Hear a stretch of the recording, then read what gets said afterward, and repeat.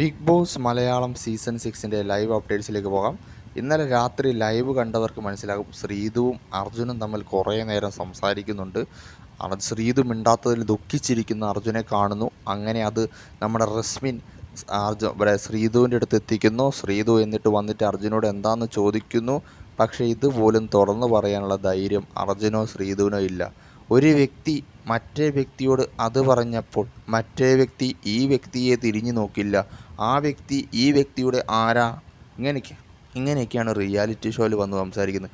ഒരു കാര്യം മര്യാദയ്ക്ക് തുറന്നു പറയാനോ സംസാരിക്കാനുള്ള ധൈര്യം പോലും ഇല്ലാത്ത രണ്ട് മത്സരാർത്ഥികളാണ് അവിടെ. ആകെ അവർ ചെയ്യുന്നത് ഈ ലവ് കോംബോ മാത്രമാണ്. ഇവരെ കൊണ്ട് ബിഗ് ബോസിനുള്ള ആകെ ഒരു ഉപകാരം ഇപ്പം ലൈൻ വലിക്കും എന്നുള്ള പ്രതീക്ഷയിൽ മാത്രമാണ്. വേറൊരു കണ്ടൻറ്റ് ഇവർ രണ്ടാളവിടെ കൊടുക്കുന്നില്ല.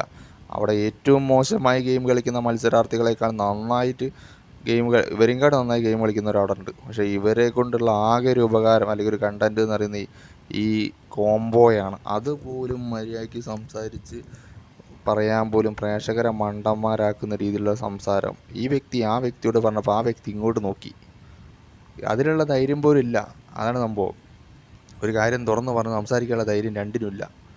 പിന്നെ കുറേ ക്യൂട്ട്നെസ്സും വാരിയിട്ട് എന്ത് കാര്യമാണുള്ളത്? രണ്ടുപേരും അർജുൻ്റെ ചിരി കൊള്ളാം, അർജുൻ്റെ മുടി കൊള്ളാം, ശ്രീതുവിൻ്റെ മുടി കൊള്ളാം, ശ്രീതുവിൻ്റെ ചിരി കൊള്ളാം. ഇത് മാത്രം എത്ര കാലം? ഇന്നലെ ലൈവ് കണ്ടവർക്ക് മനസ്സിലാകും. പ്രേക്ഷകരെ മണ്ടന്മാരാക്കുകയാണ് ഇരുവരും ചേർന്നിട്ട്.